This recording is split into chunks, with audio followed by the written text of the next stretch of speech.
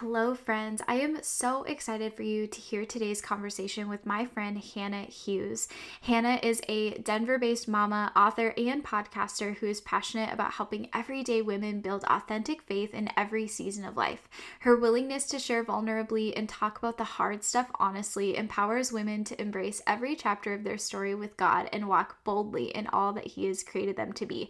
You guys, Hannah has such a kind and compassionate heart, and her love for Jesus and for all of you is just so amazing. And she is just the perfect person to have on this podcast. And her testimony of how God really just met her in her brokenness and brought her peace and has led her to set the captives free is just so inspiring and so encouraging. And I just pray that as you listen, you will feel her love and compassion for you and her encouragement and just her joy in the Lord. So I'm so thankful to have her on the show. And without further ado, here is Hannah Hughes on the Abortion Recovery for Christian Women podcast. If you're tired of living with shame and guilt and want simple steps to heal, find peace, and feel less alone after abortion, you are in the right place. Hey, I'm Brittany, wife, homeschooling mom of two, abortion recovery coach, and pro-life speaker. I learned the secret of how to find healing and redemption from my past. Spoiler alert, it's Jesus. If you're ready for tactical post-abortion healing tips, biblical truth, and strategies for grieving forward, then this podcast is for you. Let's crack open that Bible and get ready to receive the good news.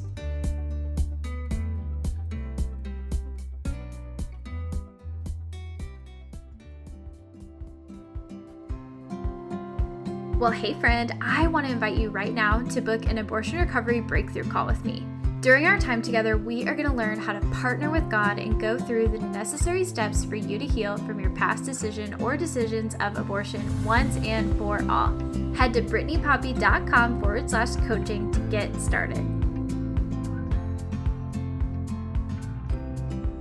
Well, hello, my friends. We are back for another episode, and today I have a very special guest, and she is someone who I've gotten to kind of collaborate with before, and I listened to her podcast actually, and she's just amazing, and I can't wait for you to hear just what she has to share from her heart. So my friend's name is Hannah. Hannah, welcome to the podcast. Thank you so much for having me. I feel so honored. I adore you. I'm so excited. Like when you reached out, I know we've talked about this, but I'm so excited that we get to collaborate again. So I feel so honored to be here. Yes. Well, I'm honored to have you. I just love your heart and your compassion for other people and just for your obedience in following what God wants you to do. And so I would just love if you would tell the listeners a little bit about who you are and what you do. Yeah, of course. Oh my goodness. Okay, well, by day, I'm a mom to two littles. I'm married to my husband of 8 years, and I am a barista. I work at a coffee shop, just doing the working mom life. And then in my little pockets where I'm able to, I'm an author, a podcaster, speaker. I love just sharing on social media and having some conversations about maybe a little bit of harder topics, some taboo things that I just wish were talked about in the faith world more. It's been, like a big part of my own story is struggling with some of those things that I felt weren't compatible with being a quote good Christian. But now, as I've grown in my faith and talked to so many more women, I'm like, okay, we actually do need to talk about this because I think, struggles and faith can coexist. And so that's a lot about my life. What it looks like right now is like processing through all of that and then creating content and having conversations with other women. It just fills my cup. I love that so much. That is so needed because I think we live in a world where so many of us feel like we just have to put on this mask. If we're struggling with something, we like can't admit it, or that looks like weakness, or like you said, can being a Christian and having struggles coexist? And so I love that you're willing to step out and be different and have those conversations because that's how we reach who God needs us to reach. Yeah, I think that's exactly right. I just grew up. Yeah, I'm a Texas gal natively. I'm in Colorado now, but I grew up in the Bible Belt, but belt buckle of the Bible Belt, where it was just very much like the church culture when I was growing up was you put a smile on, you choose joy, trust the Lord, pray about it. Like I had this picture of what a good Christian looked like. And so as I got older and I started to experience a little bit of real life struggle, I was like, oh no, what does this mean? Like, what do I do with this? And then, I feel like that's so many of us have had similar experiences where it's like, does this mean that I've done something wrong? Like, does this mean that I don't have strong enough faith? All of those things. And so I love being able to talk about that because I think, so many of us are thinking about it or struggling with it or asking the questions behind the scenes and then feeling shame about it because it's not talked about. Yeah, exactly. Yes, so good. Yes, we need more of this for sure. And you have a testimony, and we love a good God story on this podcast. So I would love if you would just share your testimony. Yeah. Oh, I'd love to. Well, like I said, I grew up in the South. I grew up in church. My parents have always been Christians, and I'm so grateful for my upbringing. For a while there, though, I was very much living in the bubble. Like I said, grew up always going to church, and I also went to Christian school. And then when I graduated, I went to Bible college. I did some ministry things and missions. And so it was always my life. And so for a really long time, I had this really great understanding about God. Like I knew a lot about God, I knew a lot about the Bible. But it came to this point in my life and faith where I had to decide if I was really going to make it my own thing. Like if I was going to own my faith and not just be like, oh, yes, I believe this because the Bible says so, but making a real relationship with Jesus. And so when I was in junior high, I started kind of exploring that idea for myself. And I loved the Lord. Like I wanted to give my life to him. So I don't remember a specific time where I like gave my life to the Lord. I just remember I don't know. I just chose the Lord. I chose Jesus and had this relationship growing with him from a young age.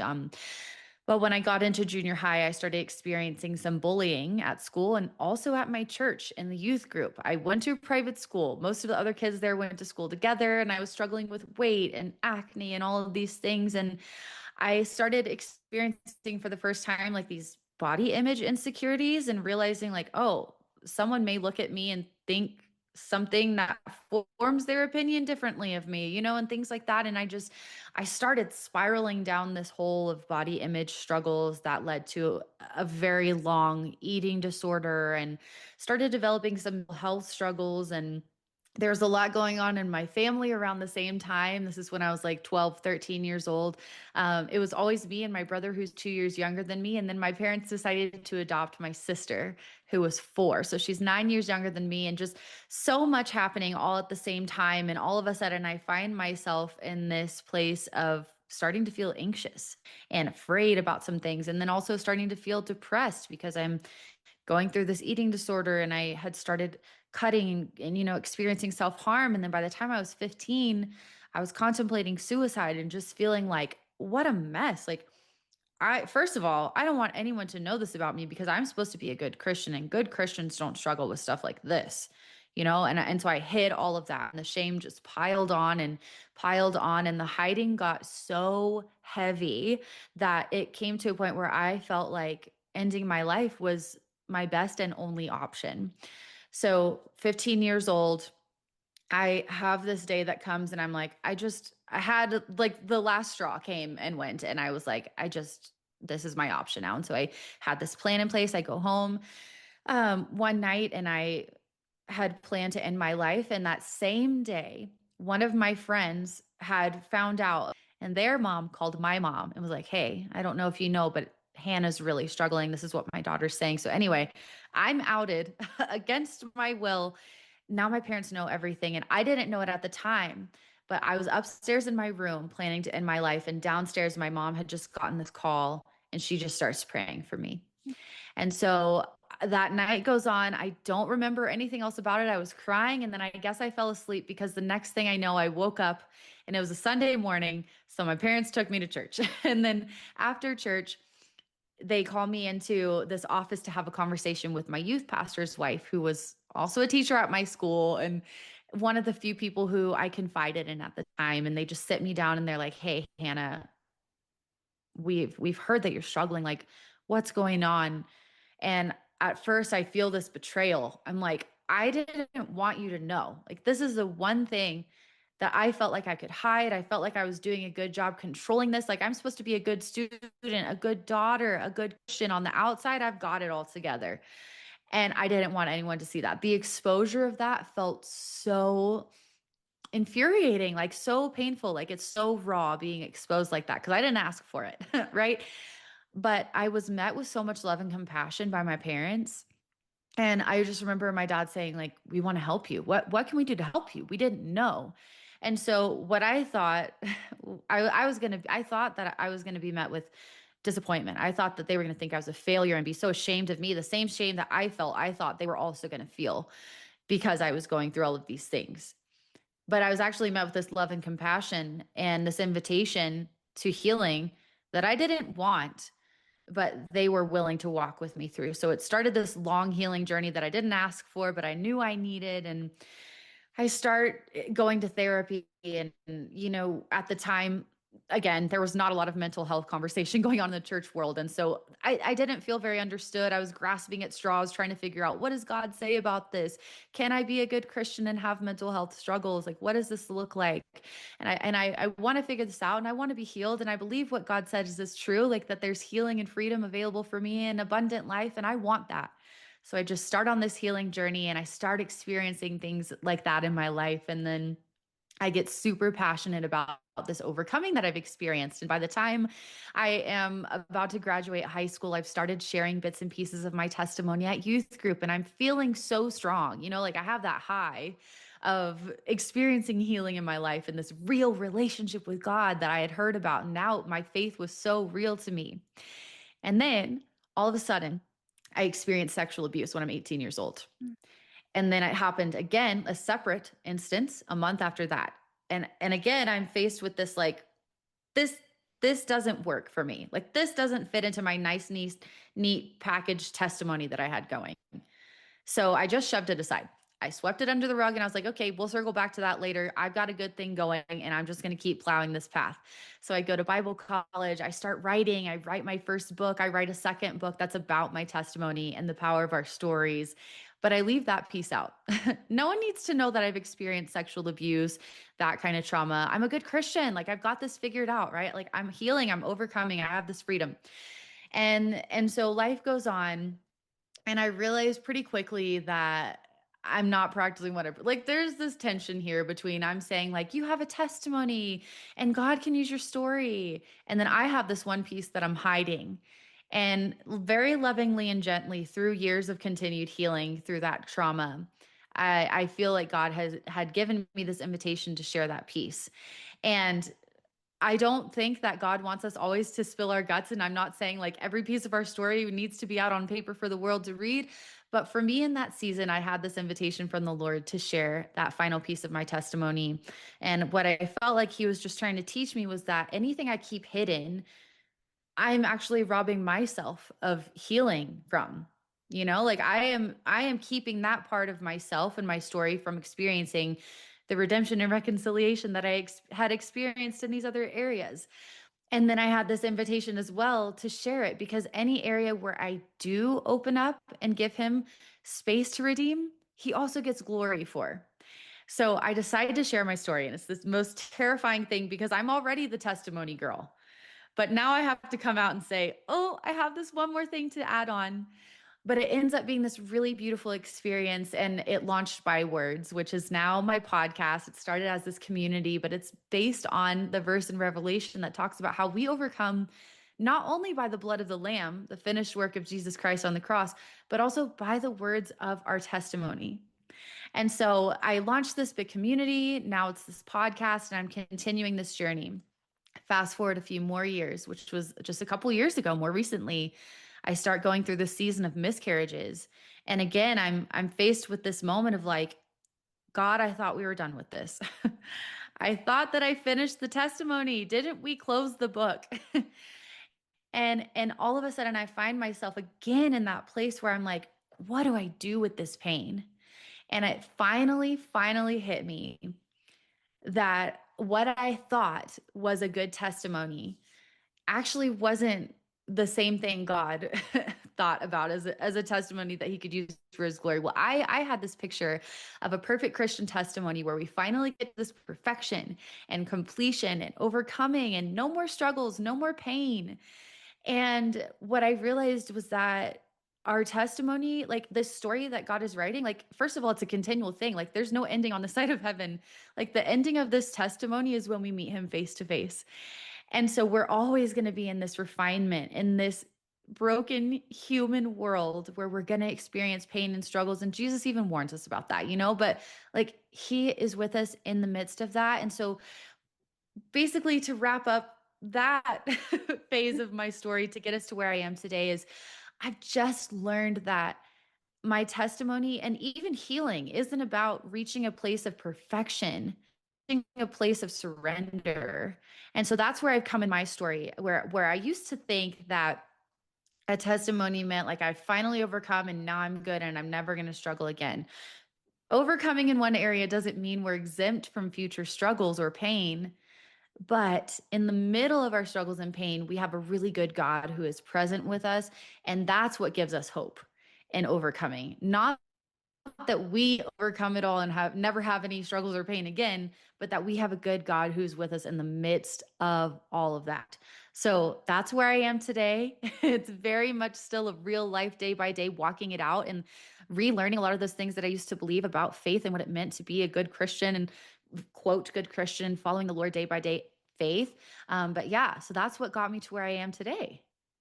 That is so amazing. And there's so much of what you shared that I really believe is going to relate to my listeners because you talked so much about that shame aspect and wanting to keep that like piece, that struggle that you had hidden. And my listeners struggle with that too, with their own sin of abortion. It's like so many of them were Christians at the time that that occurred, and good Christians don't have these types of struggles, Mhm.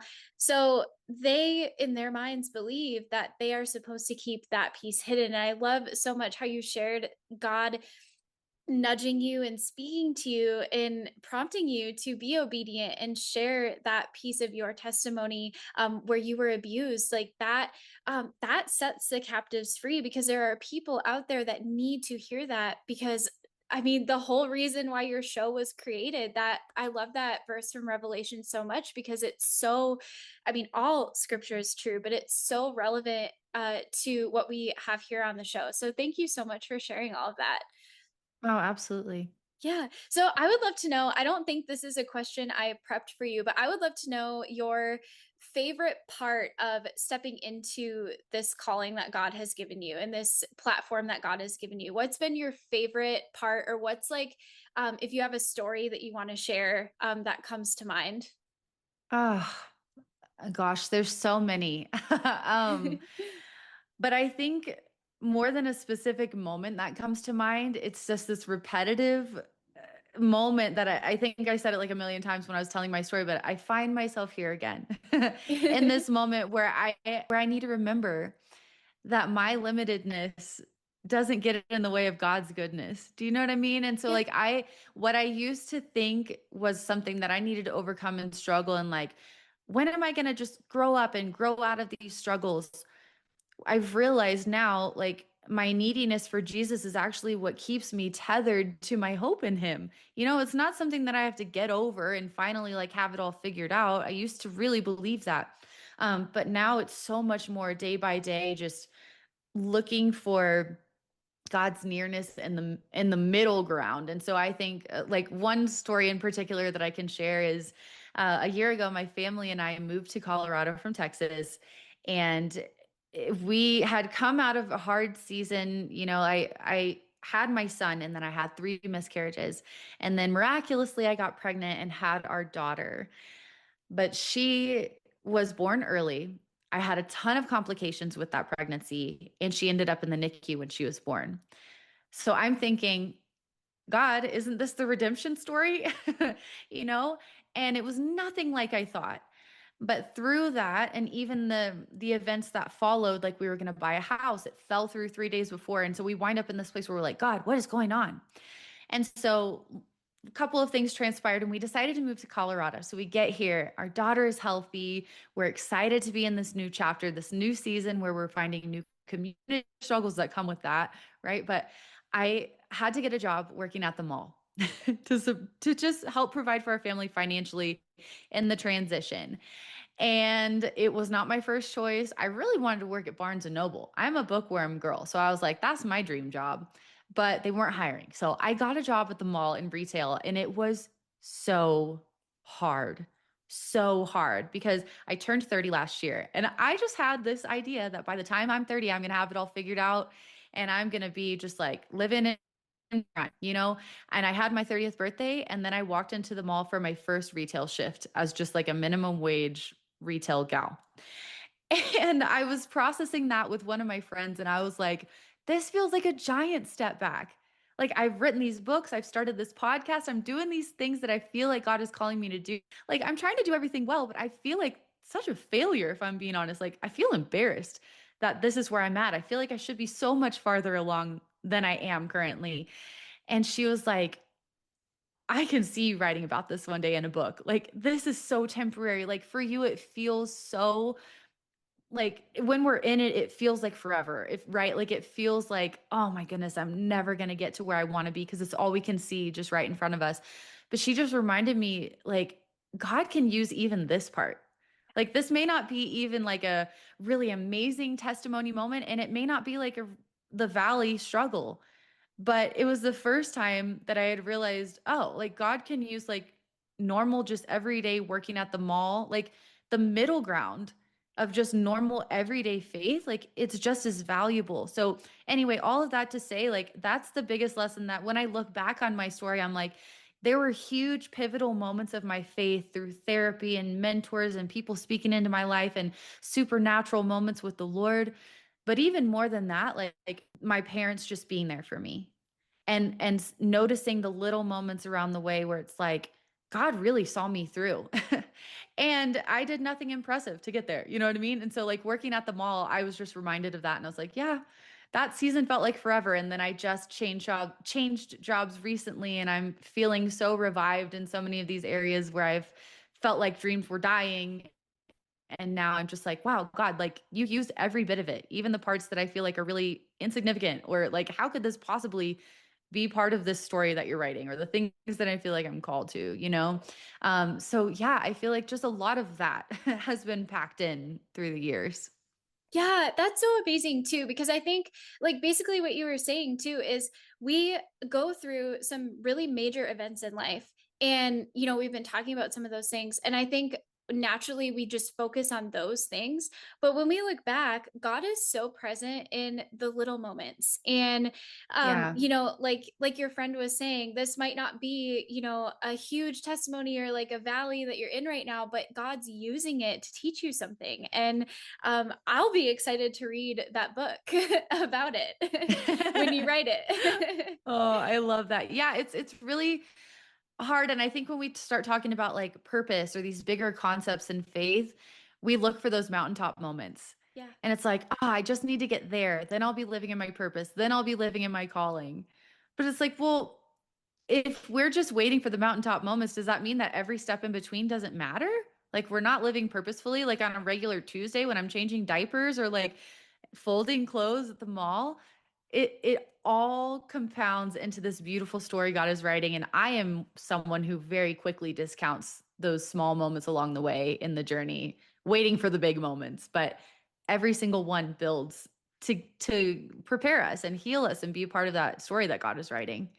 Yes, absolutely. Yes, that's so important to remember. And I think this might kind of have been answered already, but I kind of want to get your take on it, because you talked about how you were kind of at the end of your rope earlier. You were contemplating ending your life, and what a testimony to the power of prayer that your mom was literally praying for you in that moment.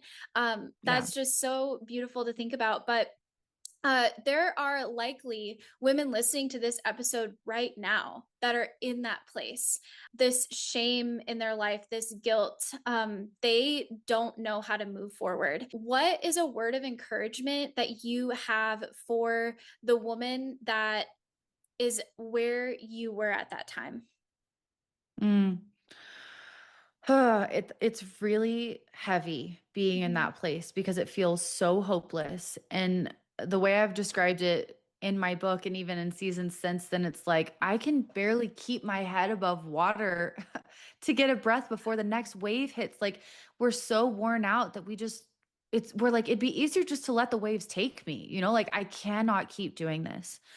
And I just want to encourage you, if you find yourself in that place, I just heard a quote this week actually from Charles Spurgeon, and I hope I say it right, but he says, "I've learned to kiss the waves that throw me against the rock of ages." And it's like, I used to just fight the waves and things like that, but it's like God can use even your most hopeless moment and meet you in that. Like, you don't have to keep fighting it. Like, sometimes if you're in that season of complete desperation, it seems like the best option to just quit. But what I didn't realize at the time is like, maybe I just need to rest. Like it's different for everybody, of course, but at the time, a lot of my getting to that point of absolute hopelessness and desperation and feeling like I had no other option is I had been striving so hard, trying to be good, trying to keep control, trying to have all the answers and figure out, like, finding something to cling to that would make it worth it. And I just ended up exhausted. Like, rest was not an option for me on my to-do list. It was like, I just need to push through. I just need to power through this season, and like praying desperately for something to change, but not being willing to pause enough to just rest and like let God be the one to shelter me for a while. You know what I mean? And so if you find yourself in that place where you're like, I I I just have no strength. Like I have nothing left to give. You're in a really good spot then, because God's strength shows up best in our weakness. And I just wonder, I have a friend who says fatigue is feedback. So I wonder, like, is your exhaustion from fighting and trying to stay strong an invitation to rest? That wasn't an option for me at the time. I was like, no, I just need to keep going, plow through, find an option or quit. But there is a middle space there where we can just, as much as you're able to, just like pause, like let God hold you for a minute. You don't have to be productive. I think a lot of women, we feel like we just have to be productive. We have to be achieving. We have to be keeping up appearances and performances. And that's so exhausting. And it will very, very quickly run us to the end of ourselves. But I pray that before you get to the very end, you can pause and just sit back and let God take a load off.